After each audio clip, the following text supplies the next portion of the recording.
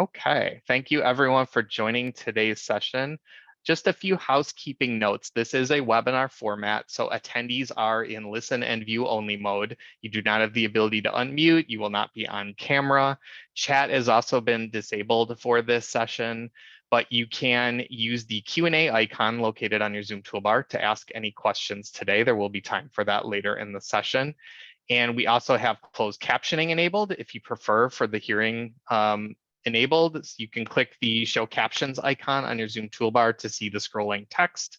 We also do have language interpretation enabled for this call. So you will see an interpretation icon located on your toolbar, and you can choose the language of your preference to hear the call that way. And with all of that out of the way, I would now like to turn things over to Juan. Take it away, Juan.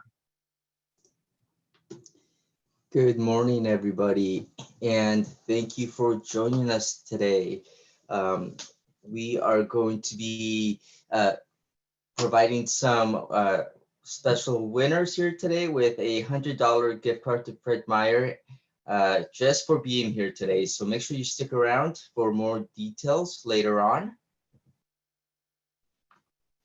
And next slide, please. So once again, thank you for joining today's Ask an Expert virtual event.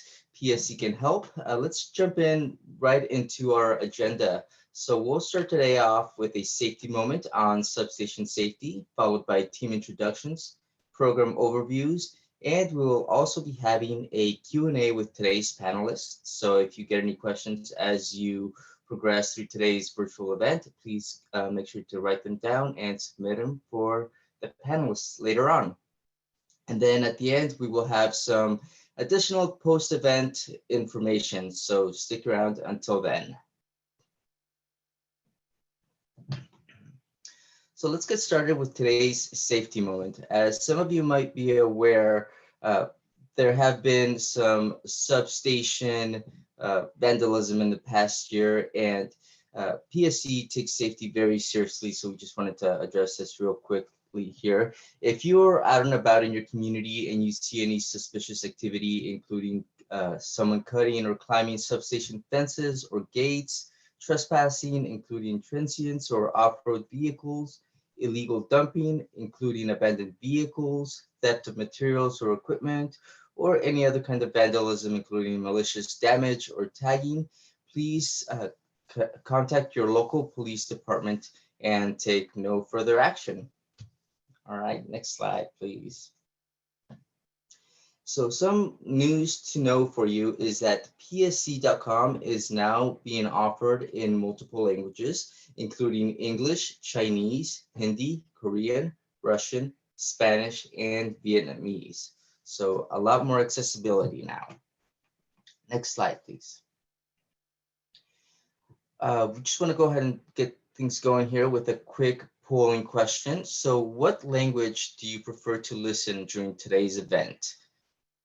Your options are English, Spanish, Vietnamese, or Chinese. Just give it a couple seconds here and wait for people to put in their votes. All right, and it looks like the majority of the people here today are English speakers with 95%, but then we also have 3% Spanish speakers and 1% Vietnamese speakers and 2% Chinese speakers. So we got people, a good variety of people. So thank you everybody for being here today. Next slide. Now we'll just go right off into our introductions. My name is Juan Farias Torres. I am an outreach coordinator for Puget Sound Energy. Then I'll pass it on to Suzanne and we'll go straight down the line from there. Suzanne? Thank you, Juan. I'm Suzanne Sassville. I supervise the energy assistance programs here at Puget Sound Energy, and that's bill assistance. Hi, my name is Heather Eklund. I am the program manager for the Weatherization program at the King County Housing Authority. Hello, my name is Lynn Greenberg, and I'm a program coordinator for Efficiency Boost with Puget Sound Energy. Hello, everyone. My name is Tyler Bierstow, and I'm the program manager for Puget Sound Energy's Community Solar.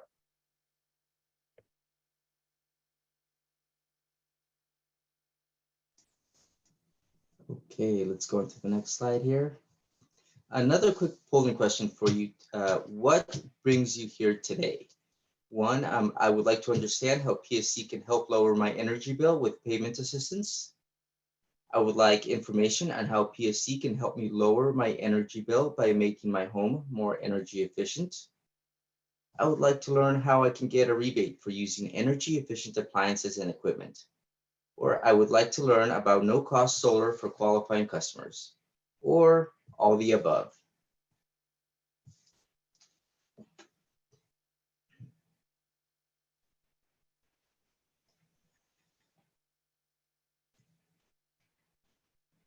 All right, and we got some answers here. It looks like about 34% of you are here to learn about payment assistance. 39% of you are here to learn how PSE can help lower your energy bill by making your home more energy efficient. 21% of you are here to learn about how to access our rebates. And 35% of you are here to learn about no-cost solar for qualifying customers. And 37% of you are here for all the above. So regardless of what you're here for, we should have all this covered for you. So please stick around until the end. And with that, I would like to pass this on to Suzanne. Thank you, Juan. Again, I'm Suzanne Sassville, and my role at PSE is to manage the programs for bill assistance. So we'll move to the first slide. So what is bill assistance? We have three major programs, and the first one I'll talk about is PSE Help. Its acronym is Home Energy Lifeline Program. This is a program for qualified customers, meaning a certain income level that qualify for this bill payment assistance. And it is beyond the Washington State LIHEAP program, which is also funding for assisting on bill payment. The LIHEAP program is another acronym, Low Income Home Energy Assistance Program. And this is financial assistance from the federal government that comes into Washington State and is administered by 11 community action partnership agencies in PSC's service territory. Those same agencies operate our HELP program, the Home Energy Lifeline program, and I'll tell you more about them in a moment. The third fund we have is the Warm Home Fund, and you may see this on your bill stub when you go to pay your bill. And it's a program that is funded by donations from our customers and employees, and it is given to the Salvation Army to administer in our 10 counties. And that is a program mainly for customers who have found themselves with a disconnect notice or the energy has been disconnected. So it's kind of a support after the two other grants, which are larger. The PSE Help and LIHEAP programs offer a grant that ranges from $250 up to $1,000. And the HELP program is designed to cover 20 to 60% of your annual energy usage. So the grant is tailored in that fashion. And the federal LIHEAP program is designed to cover heating and cooling costs that your bill is made up of. Next slide. So I talked a little bit about that. The Home Energy Lifeline program does have an income guideline, and that is for the household people, the count of people in the household, it goes up to 200% of the federal poverty level or 80% of the county median income, whichever is greater. So we've posted those income guidelines on PSE's website, pse.com. So that link is right here on the page for you. And the LIHEAP program is the one that starts at $100, but both cap at $1,000. For the LIHEAP program, their income guidelines are a little bit lower than the PSE Help income guideline, and that caps at 150% of the federal poverty level. Our Warm Home Fund matches the same income guideline as PSE Help, and again, that is the higher of 80% of the county median income or 200% FPL. And for that one again, a customer must at that point have a disconnect notice or be disconnected, and then that fund can kick in via the Salvation Army in every county. And we give a grant up to $600. So if the disconnect notice is greater than that, you would cap at the 600, but the design is to pay the disconnect amount. Next slide. The local agencies that serve our PSE Help and LIHEAP programs are listed here on the screen. So in every county, we have one, what we call a CAP agency, a Community Action Partnership Agency, and that's what these agencies are here. These agencies, again, are just PSE Help and LIHEAP, and the Salvation Army is, again, who would be contacted for our Warm Home Fund. We do have those listed on our website as well, as far as contact numbers for that. And the page on our website is that link you see at the bottom of this slide here. Next slide. So you may be wondering, how do we contact? I've got a few questions here that I'll answer for you. How are you needing support? That's what we're here today to talk about. One of the items that comes up occasionally is customers that say, I need to get through to my agency. I've tried to contact them and I'm not hearing back. Of course, we always strive to, we contact our agencies to make sure that you're able to get the answers you need. They have a phone number and sometimes a website link that you can contact them directly through. And those are the means by which you would contact agencies for assistance. And if ever you're not able to get through to them for some reason, feel free to call customer service at Puget Sound Energy. And we'll give you that toll-free number at the end of this. And then they will contact us and we'll make sure that we give you the information that you need or have the agency reach out to you. Second bullet here. Can I have follow-up from PSE to contact the agency directly? That's what we can do. And again, contacting Puget Sound Energy, if you have difficulty getting through to the agency, we suggest the toll-free number for our customer care or our website, which is customercare@pse.com. And you'll see that at the end of this slideshow. What steps can I take to expedite my request for bill assistance? I put this in here because oftentimes a customer will apply at an agency, and after COVID right now, a lot of applications are being done through the mail. So sometimes the agencies are lagging a bit in getting back to you.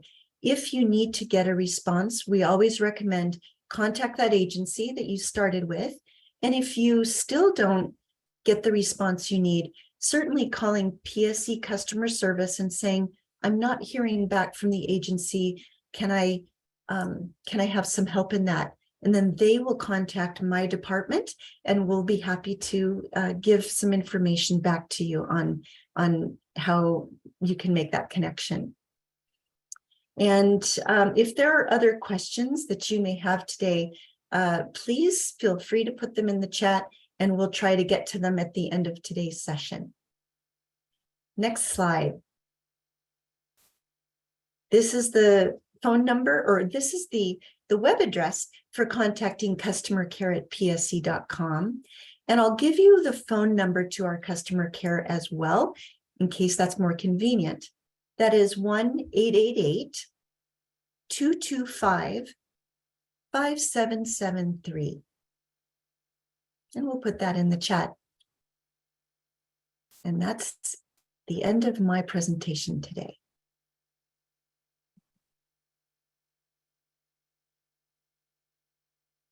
Okay, thank you, Suzanne. I'm going to talk a little bit about the income eligible weatherization program. This is a national program that has been in place since the late 1970s. And the program is implemented in each state through federal funding, and then the states have agencies that then have their own partners that help deliver the services. So PSE partners with the weatherization agencies in their service territory, and together with those agencies, they deliver a holistic program to qualified residents on a grant basis.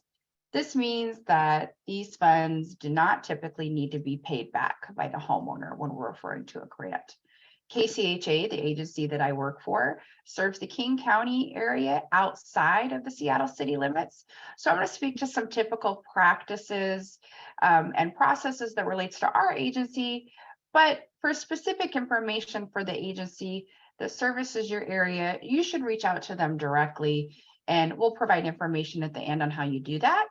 But please know that application periods, timeframes, those are all going to depend upon the agency and the resources that they have available. Next slide. I'm going to cover what weatherization is, how it works, and then how you can apply for services in your area. Next slide. Weatherization programs fix up homes to make them better retain heat in the winter. They can make them cooler in the summer. And they help people save money on their energy bills while also making their home more comfortable. In addition, the work can reduce the home's environmental footprint, and it can increase the indoor air quality of the home.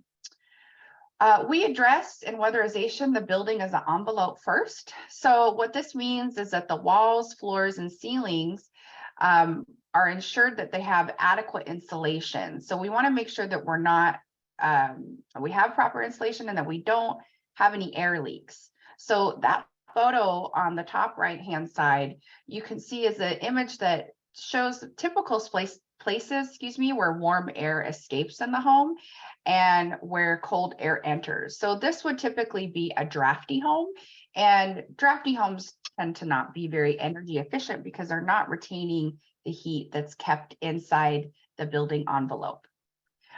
We can tell how drafty a home is by what's called a blower door. That image on the left-hand side, you can see is a photo of a blower door. It's a fan that is put in the doorway, and it blows air in or out of the home. And then we can measure how much air is moving throughout it to see how drafty the home is. And then that lower image there is a photo from an infrared camera.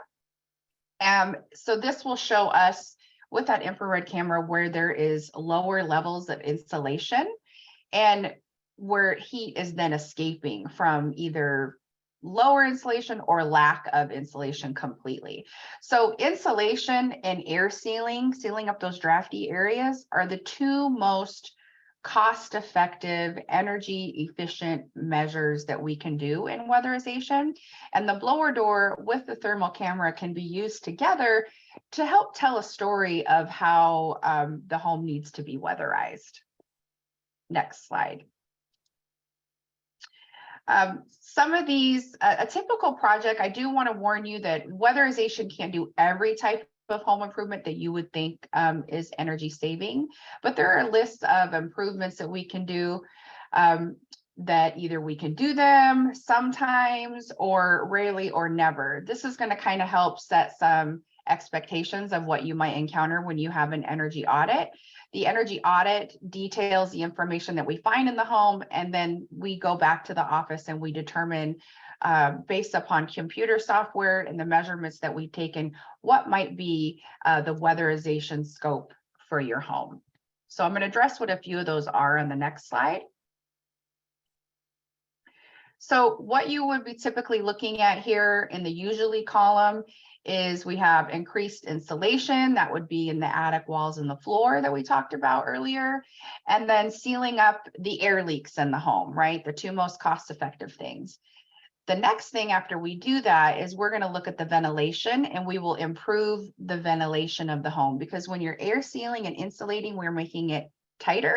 So we still want to have airflow that helps with respiratory health. And we want to make sure that there's a purposeful ventilation plan in the home. We will also be typically sealing any heating ducts if you have a central system, and insulating any ducts and water pipes to help keep that air and water hot as it's moved from point A to point B in the home. And then any minor home repairs that are related to weatherization, we definitely want to make sure that when we install it, that we preserve the integrity of the installation. So it might be like a minor repair to make sure that the weatherization materials we put in place stay intact. In the sometimes column, we have heating system upgrades, water heater upgrades, larger home repairs that are related to weatherization. So think of this as like maybe a small roof repair on your home. We want to make sure that we protect the insulation that we're putting in your attic. So we would want to make sure that the roof is in good condition so there's no leaks to damage that. And then we also have some agencies have access to fuel switching, where we're switching homes from oil heat to electric heat, which would more than likely be a energy efficient heat like a heat pump. In the rarely never column, a window replacement, it's a pretty common belief that windows need to be replaced in homes, and just by the sheer cost of windows, they're not deemed very cost effective. A lot of times what people perceive to be a need for a window replacement can be accomplished by those things like insulation and air sealing that we discussed. We don't have plans for solar panels at this time. And then any major repairs, so say somebody's whole roof down to their trusses, that's not something that we can do typically, or repairs that are just not weatherization related at all. Those are things that we cannot do in the program. Just keep in mind that we are a weatherization program and not typically a repair program, and there may be other resources for major home repairs in your area that are not related to weatherization. Next slide. I did want to go over the housing types of how weatherization takes place, because there was a very large difference in folks that were registering for this webinar. So I want to make sure I address both types of living situations for people. Housing types are broken into two types. There's single family and multifamily. So in a single family household, they're usually site built or a mobile home. So site built would be a home with a foundation. Mobile home is usually sometimes attached to a foundation, but mostly they're on a pad in a mobile home park in most situations. Often they are owner occupied or rental occupied. It's important to remember that the weatherization programs, we have to income qualify a household based upon the income in its entirety in each household. It's a little bit easier to do in a single family household because we know all the people that are living there, and they usually have access to all that income information inside the household. And we're addressing weatherization on a building envelope. It's very important to keep that in mind. The other types of housing is multifamily. So that's going to be apartments, condos, townhomes, environments where you're usually sharing walls, ceilings, floors with your neighbors. And we have to qualify the weatherization project in that manner as a property, basically. So you have multiple buildings or one large building of multifamily apartments or condos. And most often apartments are renter occupied. So we have to income qualify the project as a whole. So we have to know all of the combined income in the property. When we're working in nonprofit housing, it's usually easier to do because there's rent subsidies and things like that attached to the property. So income's generally tracked on an ongoing basis. When you live in a privately owned apartment complex, you usually get your income verified upon move-in, and income's never checked again. So it's not to say that we can't weatherize privately owned multifamily properties. They just may be a little bit more difficult to income qualify. And if you are a renter in a multifamily property, the best thing for you to do would be to reach out to your property management and ask them if there are any plans for weatherization at that property, and refer them to the weatherization agency in their area to discuss that and how they might income qualify the property with them. Next slide. So do you need weatherization? So unless you have a newer home that's been newly constructed and has everything under probably a newer energy code, you might need some weatherization. It's just going to depend upon how much. And your local weatherization agency can help you figure out what is needed in your home based upon the energy audit that would take place when it's your turn to be served by the program. Items 2 and 3, are you income eligible? It's best to contact the local weatherization provider to find out what the income limitations are. They'll ask you specific questions like how many people are in your home, do you rent, do you own, and then they can give you an idea of what they might need for you to determine the income eligibility. And then who your local provider is. PSE has a link on their website. It's pse.com/home, where you can go to and find out who the weatherization agency is that serves your territory, and you would be reaching out directly to them. Keep in mind that each agency may have different ways in which you apply. So they could be using paper, electronic applications. So they'll go over that information with you and specify how you would need to move forward in that process. Next slide. The link is listed there. Oh, we're at the polling question, sorry. So one thing I do want to understand is how you feel you may be better. What would be your biggest concern for weatherization, basically? So if you could answer 1, are you too cold in the winter? Are you too hot in the summer? Do you not have enough fresh air in your home, or are your energy bills too high? Click all that apply for you.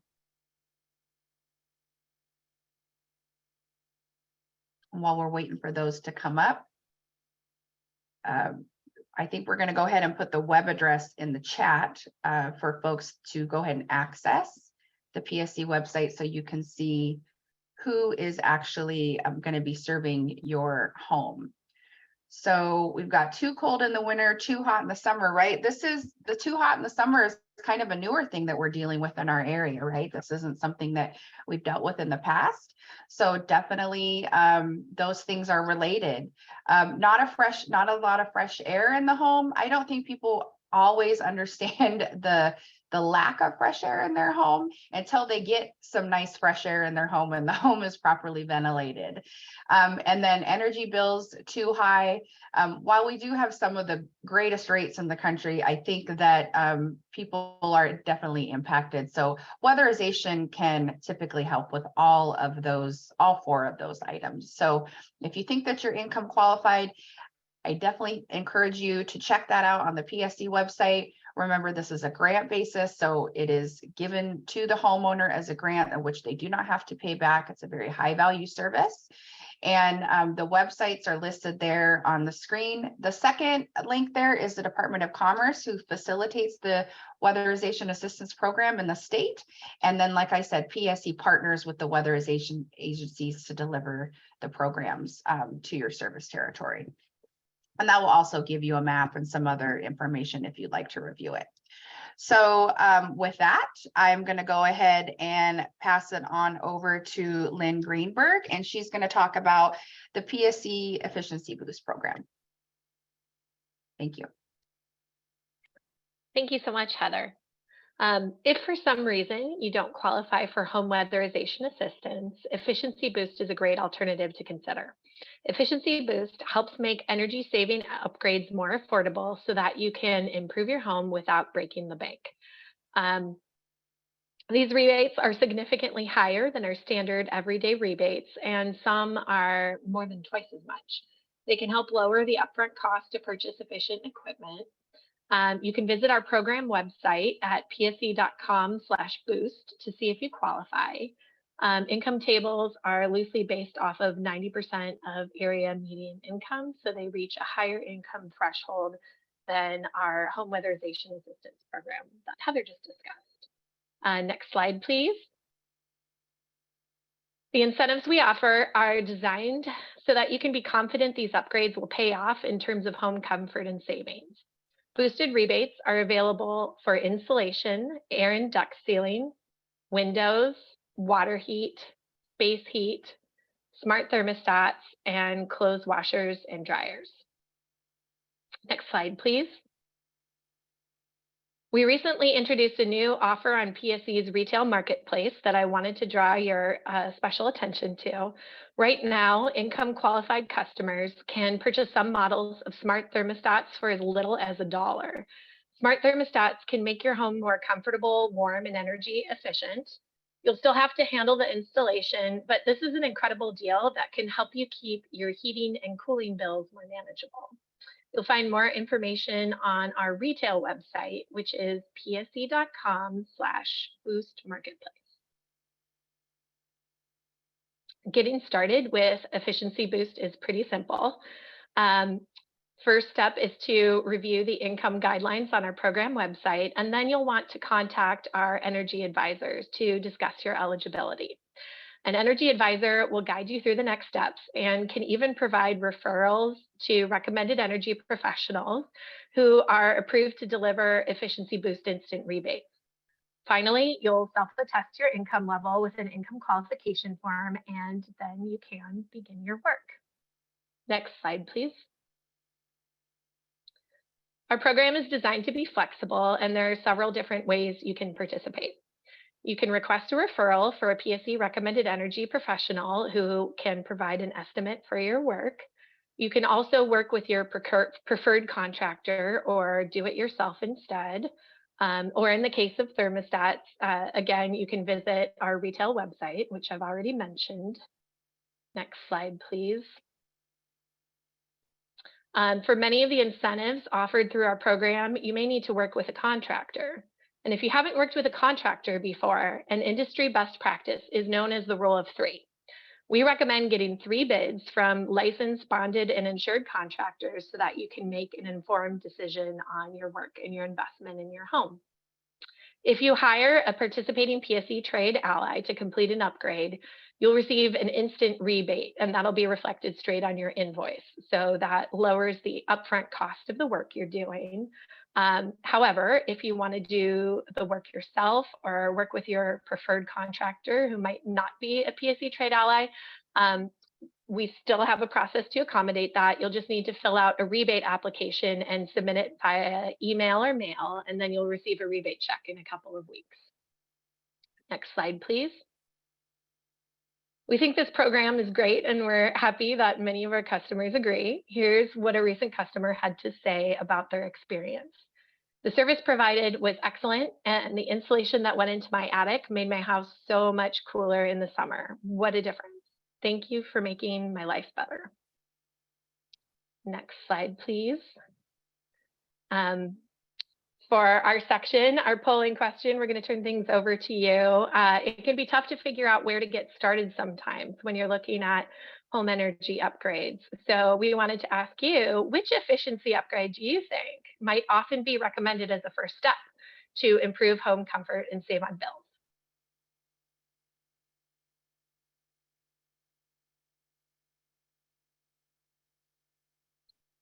We'll give everyone a moment to answer that. And obviously, as Heather mentioned, this is going to vary from one home to the next.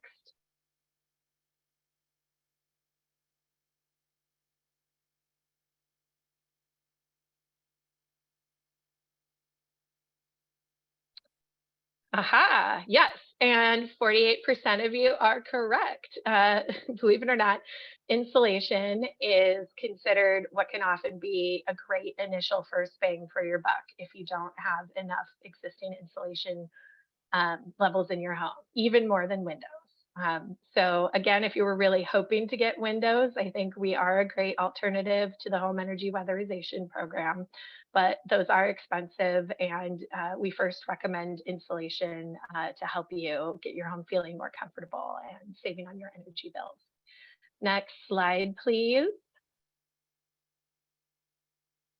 I thought I'd go over some frequently asked questions about the Efficiency Boost program. Can renters participate? Yes. If you pay your PSE bill and your income qualifies, you may participate, but you will need your property owner's permission. How do you qualify for the program? Easiest, best first step is to call one of our friendly energy advisors. Next, you'll self-attest your income level by signing an income qualification form that's located on our program website at pse.com/boost. To get started, contact an energy advisor, or if you want one of those amazing smart thermostats, you can check out our online retail marketplace at pse.com/boost marketplace. Thank you. I'm going to turn things over to Tyler now, who's going to touch base with you about community solar. All right, thank you so much, Lynn. And hello, everybody again. All right, so energy efficiency programs like the ones that you all just heard about are incredible at helping you shrink your bill and reduce your energy usage. What I'm going to talk to you about is a little bit different. It's still designed as a cost saver, but definitely on a much smaller scale. This program here really allows customers to have the opportunity to reap the benefits of renewable energy with as few barriers as possible. If we go into the next slide, we have a quick question for you. Now, this isn't a fancy poll question. This is just for you to get your thoughts going. What is renewable energy? So before we really get going into the down and dirty with community solar, what's renewable energy? Let's think about it. Feel free to drop it in the chat if you have some ideas, some ways that we can be renewable here. But let's go into the next slide. And we'll see renewable energy is clean energy that comes from naturally replenishing resources. So here in Washington State, that means wind, solar, geothermal, as well as gas from dairy farms and landfills. One of the things that you might notice on here that isn't, that you might expect to be on here, or one of the things that you should expect that isn't, is hydro. So it's always a fun thing when we're thinking about renewables.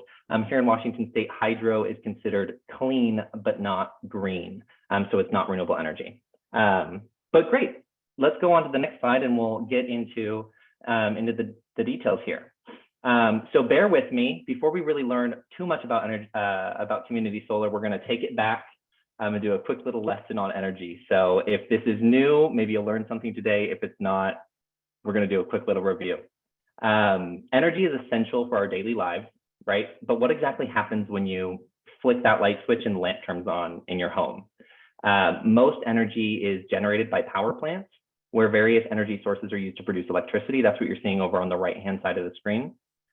These sources can be things like fossil fuels, so like coal, oil, natural gas, and they can also be clean and green sources like hydro, wind, and solar. Once that energy gets generated, it's then transmitted through power lines to your home, where it gets used to power that lamp. To really simplify things, though, we refer to that sort of whole process outside of the home as the grid. So the short answer really could be, when I flip that switch, energy from the grid flows into my home and powers that lamp. Okay, we're going to move on to the next slide. Now that we can all really agree on sort of the basics of how energy gets to your home, let's focus on one of those energy sources, which is solar.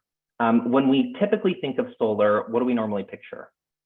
I know what I see is a homeowner who decides to install solar on their own roof to then produce part of or all of their energy usage and reduce their carbon emissions, and in effect, shrinking their carbon footprint. Businesses can do this too. And you can see down below the house, now that they have solar, this customer will get their bill from the utility still. And the second piece there, they're going to get bill credits. So they're going to get money back based on the energy that they produced. And meanwhile, their greenhouse gas emissions are going to go down. So they're going to be shrinking that carbon footprint. When you're looking at this, though, keep in mind that means that the homeowner does have to pay for and manage that installation and maintenance of that costly solar array, right? So they're going to be producing their own energy, but they're also paying up front for it and throughout the life of that array. But what happens if you're like so many of us that face barriers? Maybe your roof gets too much shade, or installing solar is too expensive, or maybe you're like me and you rent. That's where community solar can really come in. This program provides access to solar energy for those who otherwise can't install solar on their own home for whatever reason. If we go into the next slide, you can see the difference now. So community solar is going to alleviate the customer of those barriers around installing an expensive solar array, while allowing them to still be able to participate in those benefits. So how does this really work? PSE partners with local organizations to install solar arrays in neighborhoods like yours. And then now, while we can't actually guarantee that those actual electrons from that site are going to be flowing into your home and powering your lamp when you flip that switch, either way, we do have these local sites, and by your participation, you are responsible for that energy being directly injected into the local grid, which is pretty exciting.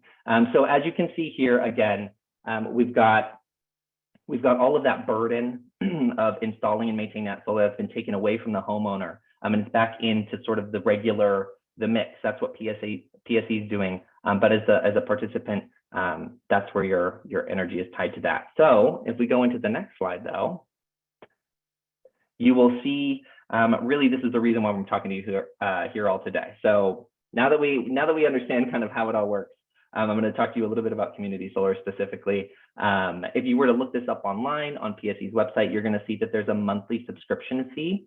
There is a portion, however, of this program that is completely free to those who qualify based on income. One of the things that I keep harping on, or that you might have been able to pick up on, is that a big part of this program is the desire to break those barriers to renewable energy. And so one of the big things that we did is we tried to make the application process as simple as possible. There are no proofs of income or anything like that required, just a simple online form.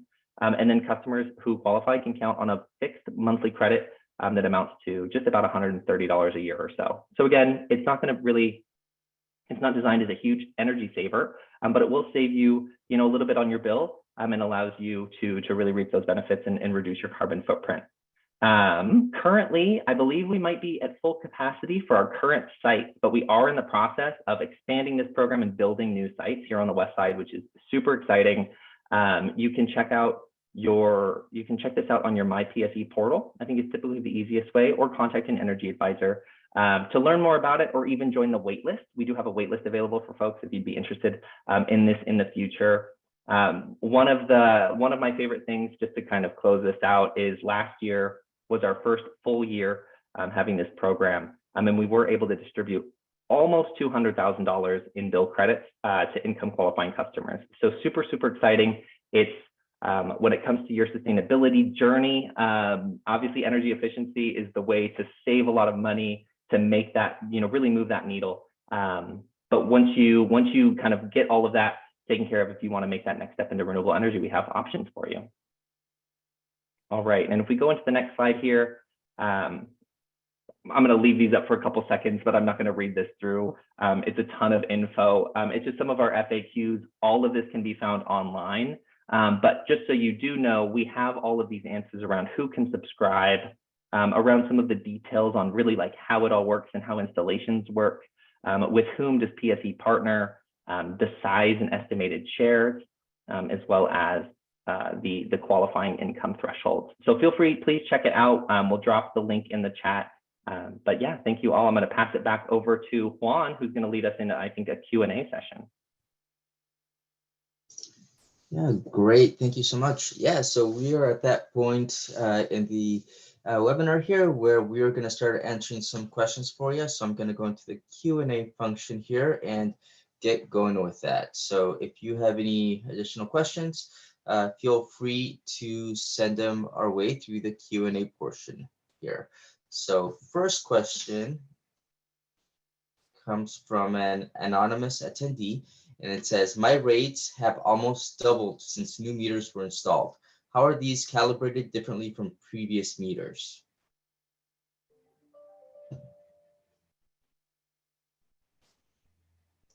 Then I'll let anybody take that.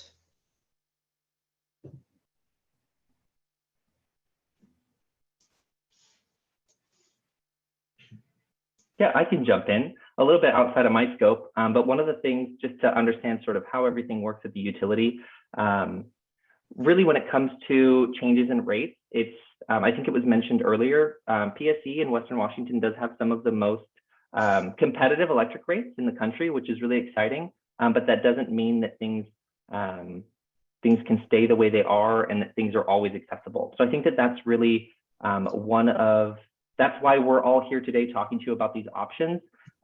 This is what we're doing in order to help those folks who are still still facing a high energy burden, we have these programs available for you. And hopefully through these sort of educational events and hearing more about it, you can participate or learn how you can participate to make sure that your energy burden is a little bit less and that any kind of new rates are going to be still accessible. Okay, thank you for that. Next question comes from another anonymous attendee, and it says, how much net household income now to qualify for any energy assistance? So I'll take this one here. It depends on the number of people in your household. And so on PSE's website, when you first go to PSE.com, you'll see a little box in the body that says payment assistance. And when you click on that, you'll find a hyperlink that says income guidelines. And we've got the income guidelines for households of 1 person up to, I believe we're doing 10 person, but income guidelines go up to households of 24 really. But that gives a good idea for you to look and see for both LIHEAP and PSE help. We've got them on different tabs on our website, and you can look up the number of people in your household, and that would be the net income that would qualify you. Thank you, Suzanne. All right, next question comes from Donnelly Austin. I can't get my electric bill down. I have done new HVAC, redid the attic and crawl space, new roof, new appliances, etc. Windows haven't been done, but I think we've done everything we can afford. Nothing seems to help.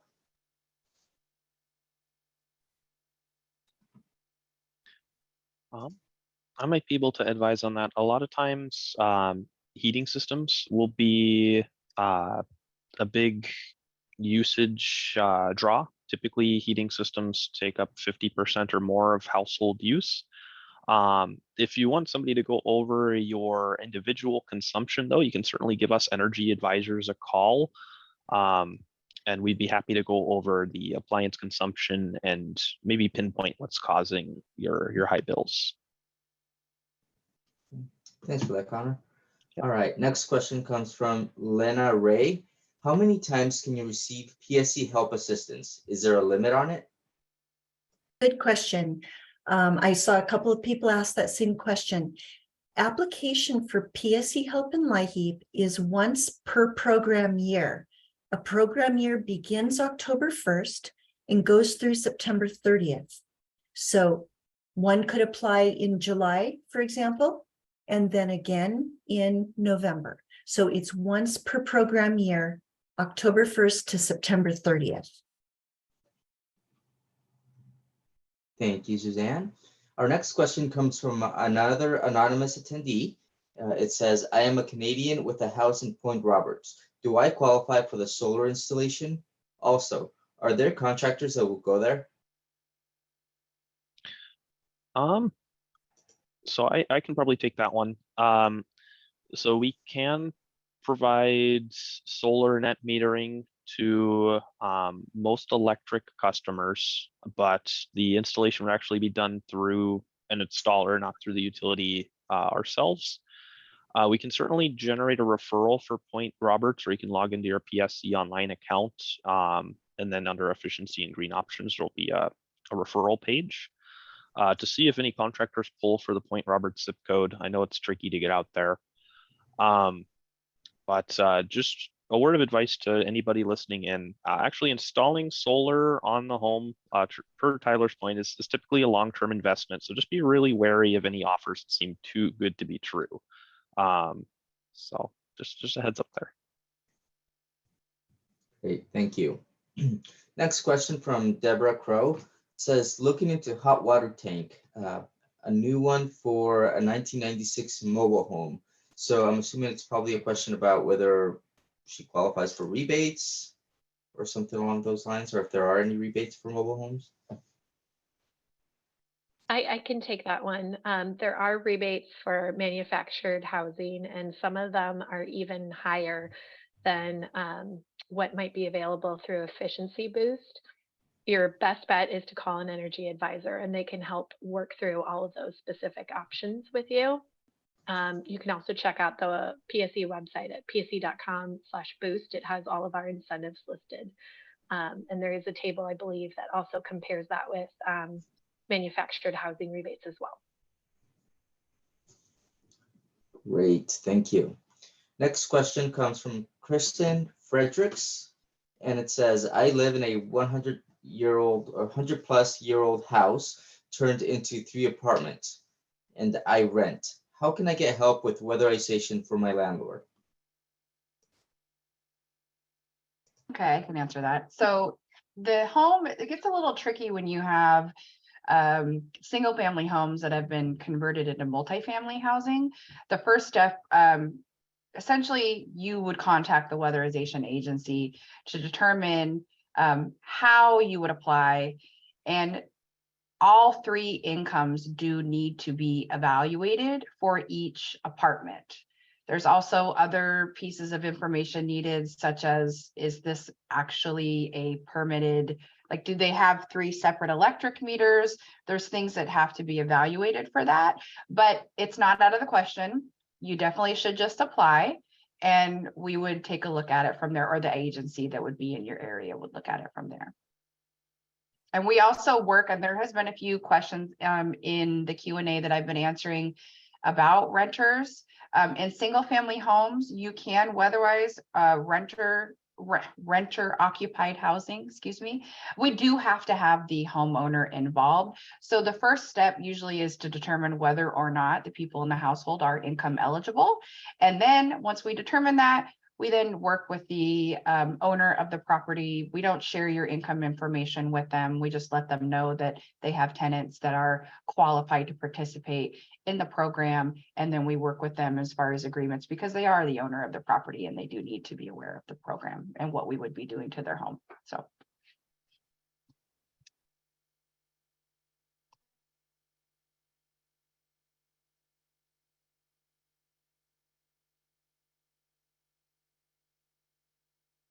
Hi, Claude, you're muted. Thank you. Thank you.